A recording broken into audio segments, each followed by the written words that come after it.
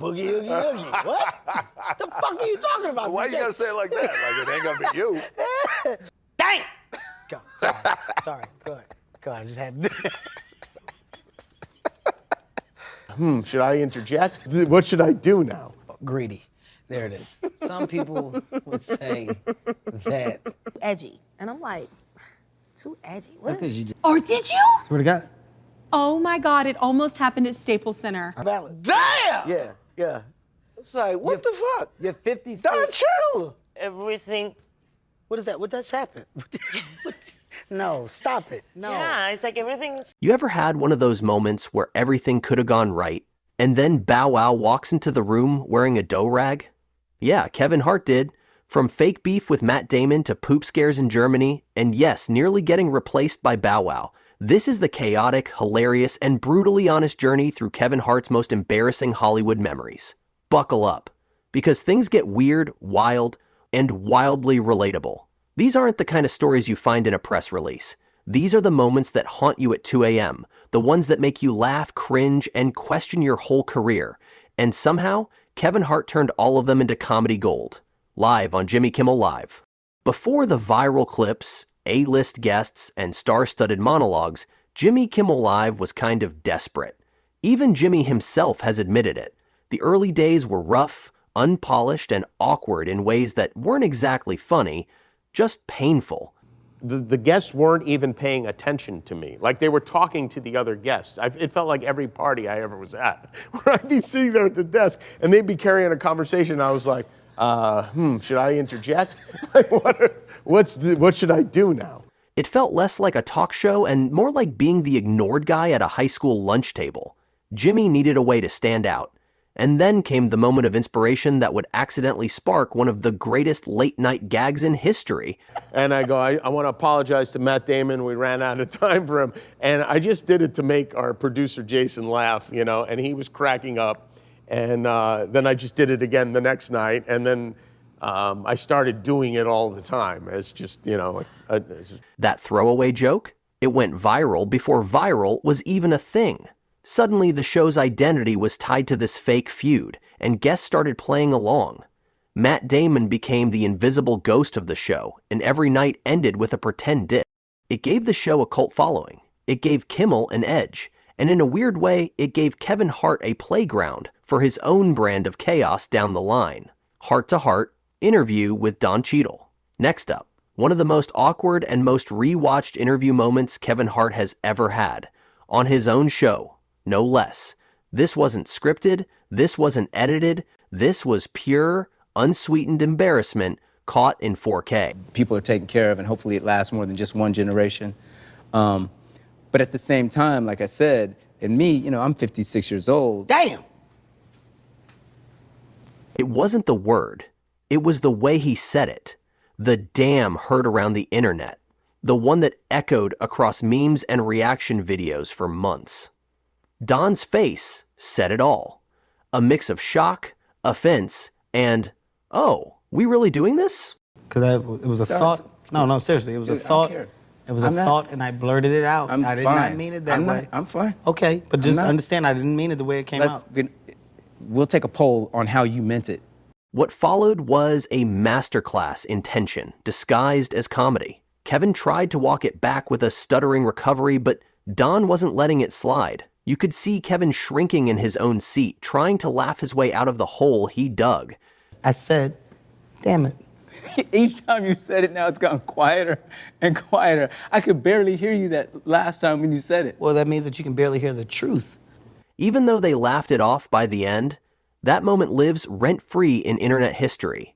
Kevin had made a career out of being reactive, but this was one reaction he'd never lived down. You could hear the audience holding their breath, unsure if it was still a joke. Kevin Hart roasts Will Ferrell's lifespan. One of the funniest and most underrated Kevin Hart moments with longtime collaborator Will Ferrell. This wasn't on a soundstage. This wasn't a polished sketch. This was Kevin being Kevin, unfiltered, unpredictable, and hilarious. Kevin Hart jokes. I hope we do work again, Will, because I don't know how much time you got left. And I would love for us to fucking do something before it's too late, man. Will Ferrell, ever the straight man, tries to keep pace. I'm here. Yeah. For now. It's That's what I'm not. saying. Kevin keeps it going, doubling down with the fake urgency of a man trying to schedule a funeral and a film shoot in the same week. That's what I'm saying. We got to get it done. Well, right? let's hurry up and do it then, I guess. We have to. Then Will hits back with the perfect deadpan. Is there something you know about me that I don't know?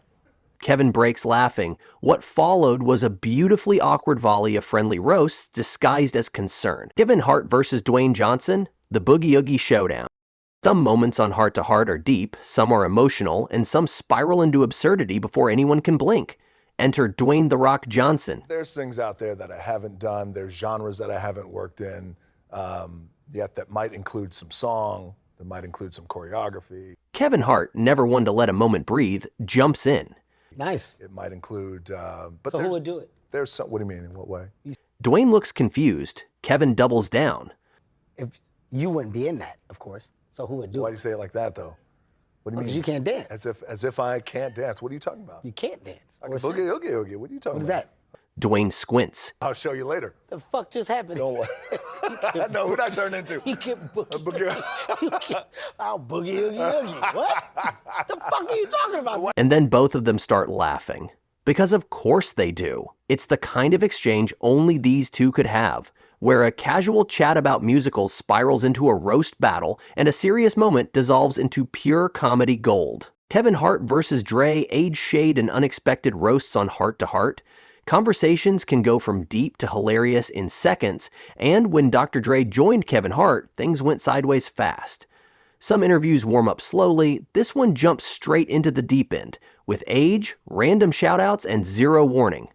Dr. Dre opens up, just being real. Conversation. I'm pushing 60 years old. Kevin fires back. I know that. Damn! They both break into laughter, like two uncles at a cookout who suddenly realize how old they've gotten. Then Midloff Dre hits him with it. God, I just had to do it. That was fucked up what you did to Don Cheeto, by the way. Trying to steer away from the roast, Kevin flips the topic. No, you're pushing 60. Absolutely. I mean, look, but you know, it's the elephant in the room regardless. And Yeah. you know, I like that you let the elephant in the room. Then Dre continued. Guys, stop. I feel like I'm in a business where I can be as creative as I'd like for as long as I would like. By the end, neither could keep a straight face. They're both cracking up, doubled over in laughter like two old friends who forgot the cameras were rolling, trading jabs that hit a little too hard but landed in all the right ways. Kevin Hart versus Sophia, the compliment crash. Kevin Hart thought he was sitting down for a friendly conversation with Sofia Vergara, maybe a little career talk, some laughs, a few heartfelt moments. What he didn't see coming was a backhanded compliment train with no brakes. From not knowing who he was to casually reminding him he used to be fresher, Sophia brought the kind of honesty only she can get away with. And Kevin? He was just trying to survive with his pride intact. Sophia starts off strong. Till I saw the movie and I was like, oh my God, this guy is amazing. When and you were so much more handsome at the time, remember? Kevin, trying to hold himself together. I think it took like I thought you were going like in the space of a compliment, and then it said boom, it just went down. Sophia, completely serious. Well, I'm not lying. It's a fact. You were younger, 20 years ago? Yes. Yeah, well, Kevin, wounded but hanging on. I mean, it depends on how you look at me. Sophia, going full logic mode. Late, I'm 50 now. Are you I was really? like fresh at my that God. time.